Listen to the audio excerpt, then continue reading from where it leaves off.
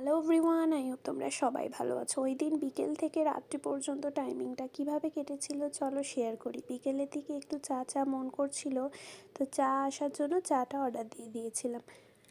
ট্রেনের চাগুলো মোটেই খেতে ভালো হয় না, সে যত টাকাই নিক, তাই জন্য একটাই নিয়েছিলাম। তারপর না মিডিলে যখন কেএফসি থেকে খাবার অর্ডার করেছিলাম, তখন আমার হাজব্যান্ড বর্ধমান থেকে সীতাভোগ আর গুড়ের পাকের সন্দেশ দিয়েছিল।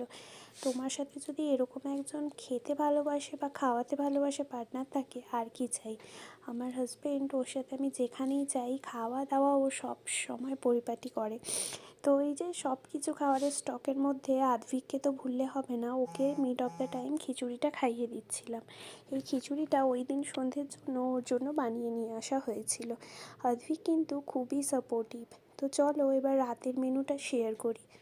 ওই দিন সকাল থেকে যে এত পরিপাটি করে আমার শাশুড়ি মা, আমার হাজব্যান্ড, আমি সব কিছু রেডি করছিলাম, সেটা এবার খাওয়ার সময় চলে এসেছিলো। এই যে পেঁয়াজগুলো দেখছো, এগুলো ভিনিগারে আগের দিন ভেজানো ছিল হোল নাইট। তার সাথে ছিল লঙ্কা। লঙ্কাটা সেভাবে খাওয়া হলো না, বাট পেঁয়াজগুলো খুব টেস্টি লাগছিল। মটরশুঁটির কচুরিটা বানিয়ে দিয়েছিল আমার মা, মানে শাশুড়ি মা। শাশুড়ি মায়ের হাতের এই মটরশুঁটির কচুরি অসাধারণ। মা সব কিছু কাট করে রেখেছিল, মিক্স ভেজটা আমি বানিয়েছিলাম। আদিফিককে নিয়ে খেয়াল রাখার জন্য সেরকম একটা কাজে কিছুই হেল্প করতে পারি না। আর তার সাথে ছিল কষা কষা আলুর দম, গোটা আলুর। দুটো মেনুই খেতে ছিল অসাধারণ।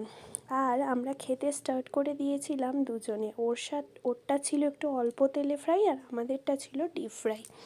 আদ্ভিককে খাইয়ে দেওয়ার পর ও কোলেই ঘুমিয়ে গেছিল। এই যে বর্ধমানের স্পেশাল সীতাভোগ আর মিহিদানার, এটা তো জুড়ি মেলা ভার, তাই না? তো ও অর্ডার দিয়ে দিয়েছিল সীতাভোগ, আর লাস্ট পাতে হচ্ছে দই। দইয়েরও মিসিং গেল না। চলো টা